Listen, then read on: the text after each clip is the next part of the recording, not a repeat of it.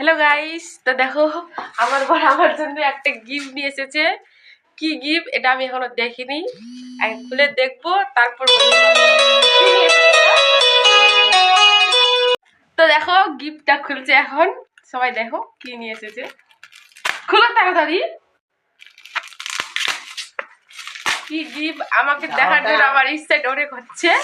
তাড়াতাড়ি দেখো গিফটটা কি আছে এর মধ্যে,